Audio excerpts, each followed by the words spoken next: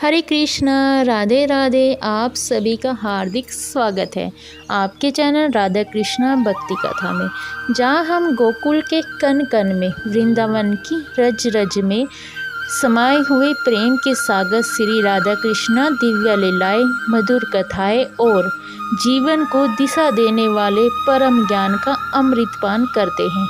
हमारे जीवन का हर प्रश्न, हम हर संदेह, हर विद्या अतः उस एक परम सत्य की खोज में ही लीन है, जिसे स्वयं योगेश्वर भगवान श्री कृष्ण ने कुरुक्षेत्र की उस धर्म भूमि पर अपने प्रिय सखा और शिष्य अर्जुन को प्रदान किया था, श्री भगवत गीता। आज हम उस ज्ञान की गंगा में डुबकी लगाने जा रहे हैं, जो हमें कर्म और ज्ञान के बीच के रहस्य को समझाती है। आज हमारी कथा का विषय है श्री भगवत गीता का चौथा अध्याय, ज्ञान, कर्म, संन्यास, योग। यह अध्याय हमें सिखाता है कि हम कर्म करते हैं हुए भी बंधन से मुक्त कैसे रह सकते हैं और हमें यह ज्ञान कहाँ से प्राप्त होता है। तो आइए मन को शांत कर, चित्त को एकाग्र कर और हृदय को राधा कृष्ण के प्रेम से बसाकर हम प्रवेश करते हैं इस ज्ञान के महासागर में। राधे राधे। अर्जुन के मन में संज्ञा था, भगवान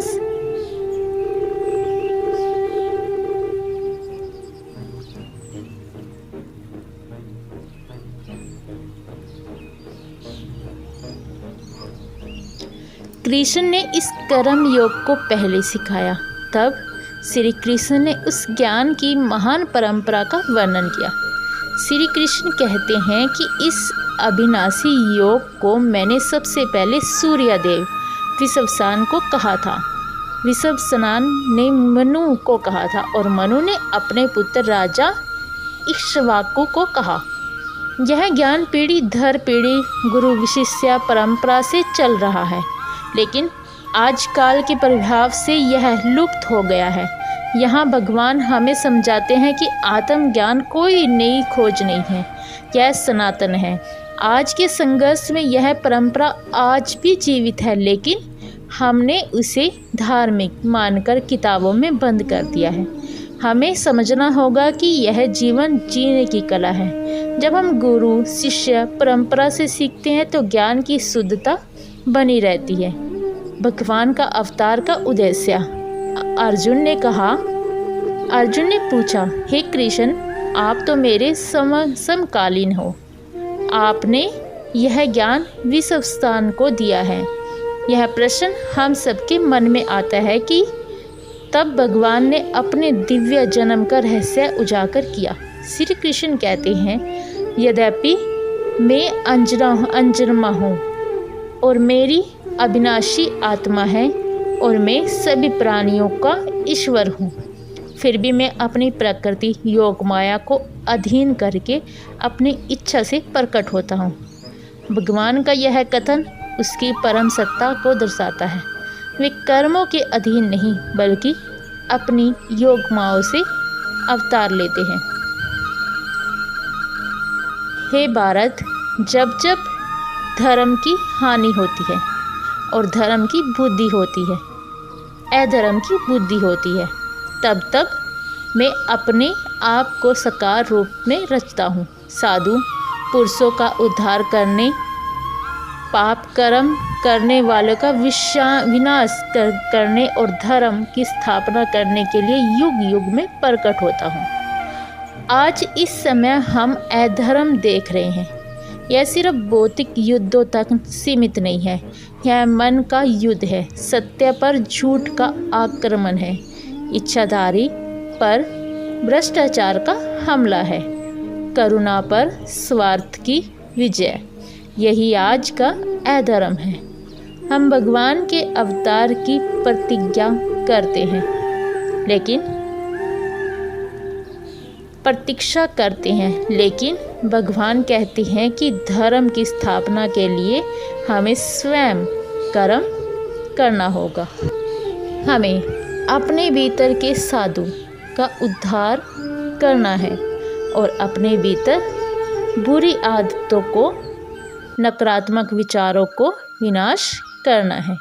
जो मनुष्य भगवान के इस दिव्य जन्म और कर्म के तत्व से जान जाता है, वह शरीर त्यागने के बाद फिर से जन्म नहीं लेता, बल्कि भगवान को ही प्राप्त होता है। यह ज्ञान मुक्ति का दरबार है।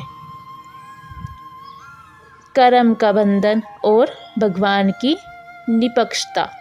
हम कर्म क्यों करते हैं? क्योंकि हमें फल चाहिए, लेकिन फल की इच्छा ही हमें बांधती है। श्री कृष्ण कहते हैं कि हे पार्थ, जो भक्त मुझे जिस प्रकार भजते हैं, मैं भी उसको उसी प्रकार भजता हूँ। मनुष्य सभी प्रकार से मेरे ही मार्ग का अनुसरण करते हैं। इसका अर्थ है कि यदि आप भगवान को सखा मानकर पूजते हैं तो वह सखा बन जाते हैं। यदि गुरु मानकर पूजते हैं तो वह गुरु बन जाते हैं। यदि भौतिक सुख चाहते हैं तो वह भी देते हैं, लेकिन आप बंधन में पड़ जाते हैं। भगवान निष्पक्ष है, वह हमें हमारे भाव के अनुसार फल देते हैं। श्री कृष्ण कहते हैं, चारों वर्णों की रचना गुण और कर्मों के विभाग के अनुसार मैंने की है। यद्यपि मैं उसका कर्ता हूँ, फिर भी मुझे अकर्ता और अविनाशी ही जाना जाता है। यह श्लोक बहुत ही महत्वपूर्ण है। वर्ण व्यवस्था जन्म से ही है, जन्म से नहीं बल्कि गुण और कर्म के आधार पर है। ब्राह्मण ज्ञान का सत्य में रुचि रखने वाला होता है। क्षत्रिय साहस और न्याय के लिए लड़ने वाला। वैभव व्यापार और समाज की समृद्धि में लगा रहने वाला। सेवा भाव रखने वाला। आज का युद्ध इस अवस्था के दुरुपयोग से उपजा है, जब लोग अपने गुरु और कर्म को छोड़कर केवल जन्म के आधार पर श्रेष्ठता का दावा करते हैं, तो समाज के दरारें पड़ जाती हैं। सच्चा ब्राह्मण वह है जो ज्ञान बांटता है। सच्चा क्षत्रिय वह है जो धर्म और न्याय के लिए लड़ता है, भले ही वह किसी जाति में जन्मा हो। हमें अपने स्वभाव गुण को पहचानकर कर्म करना चाहिए। कर्म, अकर्म और विक्रम की परिभाषा। जो मनुष्य कर्म, यह अध्याय का सबसे गहन रहस्य भाग है। जो मनुष्य कर्म में अकर्म देखता है, वह अकर्म में कर्म देखता है। जो मनुष्य बुद्धिमान है, वह योगी है और सभी कर्मों को करने वाला है। कर्म फल की इच्छा से किया गया कार्य जो बंधन पैदा करता है। विक्रम अधार्मिक कार्यों जो निश्चित रूप से बंधन पैदा करता है। अकर्म कार्य करते हुए भी फल की आसक्ति और अहंकार का त्याग, जिससे कोई बंधन नहीं बनता।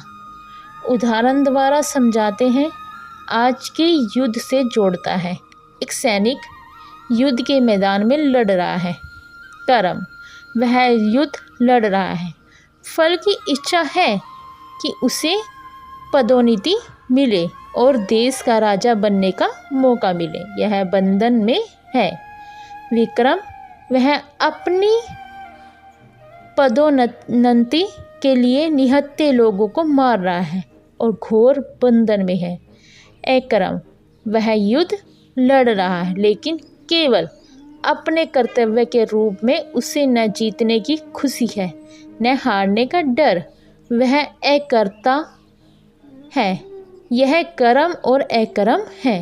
आज अकर्म में कर्म का अर्थ है कोई व्यक्ति बाहर से शांत बैठा है, लेकिन मन में षड्यंत्र रच रहा है या किसी के लिए बुरा सोच रहा है। उसका यह आंतरिक विचार कर्म उसे बंधन में डाल रहा है।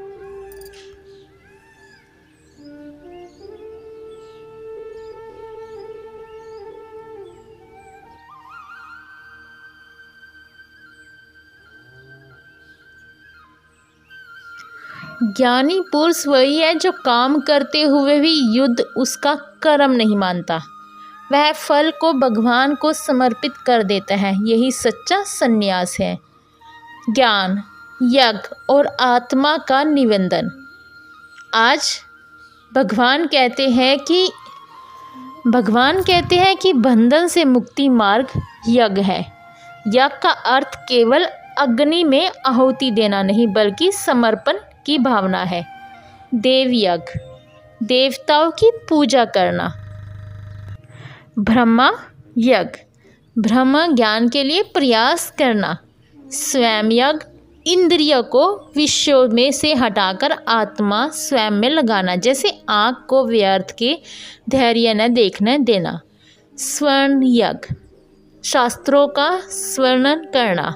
प्राण यज्ञ, प्राणायाम के द्वारा श्वास प्राणवास का नियंत्रण करना, योग साधना जिसे बोलते हैं। दिव्य यज्ञ, धन और सामग्री का दान करना। ये सभी यज्ञ अलग अलग मार्ग है, लेकिन इनका अंतिम लक्ष्य है कि पापों का नाश और ज्ञान की प्राप्ति करना। श्री कृष्ण कहते हैं कि आज के जीवन में आपसी रिश्तों में युद्ध जोड़ना। आज के जीवन में सबसे बड़ा यज्ञ संबंधों का यज्ञ है। जब हम अपने अहंकार को, रिश्ते को अग्नि में आहुति देते हैं, जब हम अपनी अधिकार भावना को त्याग के रूप में समर्पित करते हैं, तब हमारे संबंध शुद्ध और मजबूत होते हैं। यह प्रेम का यज्ञ है। हमें हर क्षण क्षमा का यज्ञ करना चाहिए ताकि मन का मैल दूर हो सके। ज्ञान, महिमा और गुरु की आवश्यकता। इन सभी यज्ञों में भगवान ने ज्ञान यज्ञ को सबसे श्रेष्ठ बताया गया है। श्री कृष्ण कहते हैं कि हे परम अर्जुन, दिव्यामय यज्ञ की अपेक्षा ज्ञान यज्ञ श्रेष्ठ है, क्योंकि हे पार्थ, संपूर्ण ज्ञान में ही समाप्त हो जाते हैं। जैसे आग सब कुछ जला देती है, वैसे ही ज्ञान हमारे सभी कर्म बंधनों को भस्म कर देता है। ज्ञान कहाँ से प्राप्त करें? गुरु की शरण से। इस ज्ञान को तुम प्रणाम करने से, प्रश्न पूछने से और सेवा करने से प्राप्त करो। तपस्वी ज्ञानी तुम्हें उस ज्ञान का उपदेश देगी। यह ज्ञान किसी किताब में नहीं मिलता, यह तत्वदर्शी गुरु से मिलता है। गुरु से ज्ञान लेने का तरीका: प्रति प्रणाम झुकना, अहंकार का त्यागना, प्रश्न, जिज्ञासा और संदेह की व्यक्त करना, सेवा, गुरु के प्रति श्रद्धा और समर्पण करना। ज्ञान की तलवार ही सभी शाखाओं को काट सकती है। व्यक्ति ने इस लोक में सुख ही देखा है और न परलोक में, इसलिए ज्ञान प्राप्त कर संन्यासियों को काटो और कर्म करो। उपसंहार और आज के जीवन में अनुप्रयोग। गीता का अध्याय का सार। संन्यास, सच्चा संन्यास क्या है? गीता का चौथा अध्याय हमें सिखाता है कि संन्यास का अर्थ भगवान जानना नहीं। संन्यास का अर्थ है कर्म फल की शक्ति का त्याग, फल की चिंता किए बिना कर्म अपना कर्तव्य निभाना। अहंकार का त्याग, यह सोचना कि मैं ही करता हूँ, इस भाव को छोड़ देना। समर्पण, हर कर्म को भगवान के समर्पित कर देना। आज के जीवन में युद्धों में ज्ञान, कर्म, संन्यास योग। आइए हम देखते हैं कि जीवन में अलग अलग युद्धों में यह ज्ञान कैसे काम आता है। करियर का युद्ध, हम नौकरी करते हैं। व्यवसाय, हम सोचते हैं कि मैं अपनी सफलता का कारण हूँ। जब हम फल की चिंता छोड़कर गुणवत्ता पर ध्यान देते हैं और काम का यज्ञ कर्तव्य मानकर करते हैं तब हमें तनाव नहीं होता। यही कर्म अकर्म है। दूसरा, तनाव का युद्ध। तनाव इसलिए होता है क्योंकि विकर्म करते हैं, झूठ बोलना, अनैतिक कार्य या कर्म फल से बहुत ज़्यादा चिपके रहते हैं। ज्ञान हमें सिखाता है कि शरीर नश्वर है और आत्मा अविनाशी है। इस आत्मज्ञान से डर और तनाव खत्म हो जाता है। नंबर 3, रिश्तों का युद्ध। जब हम यह ज्ञान लेते हैं कि सामने वाला मेरे हिसाब से क्यों नहीं चलता, तब युद्ध शुरू होता है। गीता सिखाती है कि हर कोई अपने गुण, स्वभाव और कर्म में बंधा है। जब आप अपने कर्म, प्रेम, सेवा, क्षमा को निस्वार्थ भाव से करते हैं और परिणाम की इच्छा छोड़ देते हैं तो स्वयं सुधर जाते हैं। अंतिम अध्याय, कृष्ण का संदेश। श्री कृष्ण कहते हैं, हे भारत, तू अपने हृदय में स्थिर इस अज्ञान से उत्पन्न संन्यास को आत्मज्ञान रूपी तलवार से काटकर योग स्मृत बुद्धि को धारण कर और खड़ा हो जा, युद्ध के लिए तैयार हो जा। भगवान ने अर्जुन को खड़ा किया, जा भारत कहा, और यह संदेश आज हम सभी के लिए है। हमें अपने संन्याव को काटना है। डर, संदेह, आलस्य, मोह, ये हम सब हमारे भीतर संन्याय हुए हैं। हमें आत्म ज्ञान की तलवार उठानी है और अपने जीवन को धर्म युद्ध से निडर होकर खड़े हो जाना है। आवाज़ आज की। प्रिय भक्तों, गीता का 4था अध्याय। ज्ञान, कर्म, संन्यास योग केवल उपदेश नहीं है, यह जीवन का विज्ञान है। हमें जाना है कि भगवान का अवतार धर्म की स्थापना के लिए ही होता है और हमें अपने जीवन में भी धर्म की स्थापना करनी है। हमें समझना है कि सच्चा सन्यासी वह नहीं जो संसार छोड़ दे, बल्कि वह जो संसार में रहते हुए फल की आसक्ति और कर्तापन के अहंकार को छोड़ दे। वह अकर्म करता है।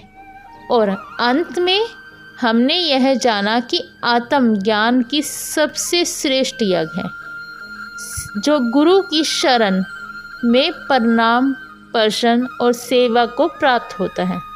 तो आइए आज से हम सब प्रतिज्ञा करें कि हम हर कर्म और हर क्रिया को, हर फल को अपने परम आराध्य श्री राधा कृष्णा के चरणों में समर्पित करेंगे। इस ज्ञान की तलवार से अपने सभी संन्यासों को काटेंगे और अपने जीवन के हर युद्ध में धर्म, न्याय के लिए खड़े हो जाएंगे। यही ज्ञान, कर्म, संन्यास योग है।